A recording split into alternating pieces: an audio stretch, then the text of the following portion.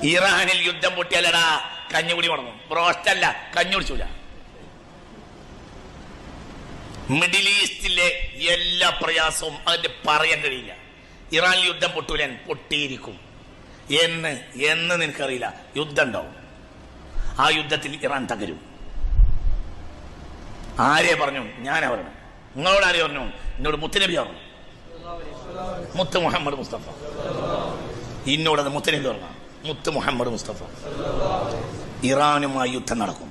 അത് ഭാമ്പം യുദ്ധമായിരിക്കും. ആ യുദ്ധത്തിന്റെ അവസാനം ഇറാൻ തകരും. പക്ഷെ ഇറാൻ മാത്രമല്ല തകരുക, മിഡിൽ ഈസ്റ്റിലെ അനവധി രാജ്യങ്ങൾ തകരും. ആര് പറഞ്ഞു? മുഹമ്മദ് മുസ്തഫ. അള്ളാഹു നമ്മളെ കാത്തുരക്ഷിക്കട്ടെ. ഉറക്കപ്പറ, അള്ളാഹു നമ്മളെ കാത്തുരക്ഷിക്കട്ടെ. നിങ്ങളെ സഹായിക്കാം എന്ന് പറഞ്ഞ് ഒരു കൂട്ടർ ഇറാനെതിരെ യുദ്ധത്തിൽ വരും. അവർ ഇറാനെ തകർക്കും. സുമ്മ യഖ്ദിറൂന, പിന്നെ അവർ നിങ്ങളെ ചതിക്കും എന്ന് മുഹമ്മദ് മുസ്തഫ. മനസ്സിലായോ പറഞ്ഞത്? അവർ ഇറാനെ മാത്രമല്ല തകർക്കുക, അവർ കാരണം അറബ് ലോകം മുഴുവനും തകർന്നു. ഇപ്പൊ എല്ലാവരും പറയുന്നത് മഹ്ദി ഇമാം അടുത്ത് വരുന്നാണ്. മഹ്ദി ഇമാം വരുന്നല്ലടാ, ബരണ്ടെന്ന് പറയണ എങ്ങായി. മഹ്ദി ഇമാം വരുന്ന് പറയുന്നേക്കാൾ നല്ല ബരണ്ടെന്ന് പറയലാണോടോ. അതിന്റെ മൂല്യം എങ്ങനെ ഞങ്ങൾ പറയുന്നത്? ലാ യഖ്റുജുൽ മഹ്ദി ഹത്താ യസൂല മുൽകുൽ അറബ്. അറബ് ലോകത്തിന്റെ മുഴുവനും അധികാര രാജ്യങ്ങൾ നഷ്ടപ്പെടാതെ മഹ്ദി പുറത്തു വരികയില്ലെന്ന് മുഹമ്മദ് മുസ്തഫ. ബരണ്ടേ പറ.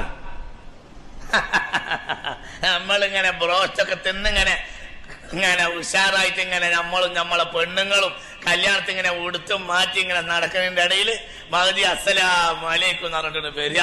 അവിടുന്ന് കൊയലിൽ പെട്ടി ഇങ്ങനെ നയിക്കുക. മഹ്ദി ഇങ്ങനെ വരിക. പോയട പണി നോക്കിയിട്ട് ലാ യഖ്റുജുൽ മഹ്ദി, മഹ്ദി പുറത്തു വരികയില്ല. ഹത്താ യസൂല മുൽകുൽ അറബ്, അറബ് രാജ്യത്തിന് ഒരു രാജ്യത്തിനും അധികാരം നഷ്ടപ്പെടാതെ ഒരു രാജ്യം ഉണ്ടാവില്ല. ആര് വരുമ്പോൾ? മഹ്ദി വരുമ്പോൾ എന്ന് മുഹമ്മദ് മുസ്തഫ. ഞാൻ പറയല്ലടാ,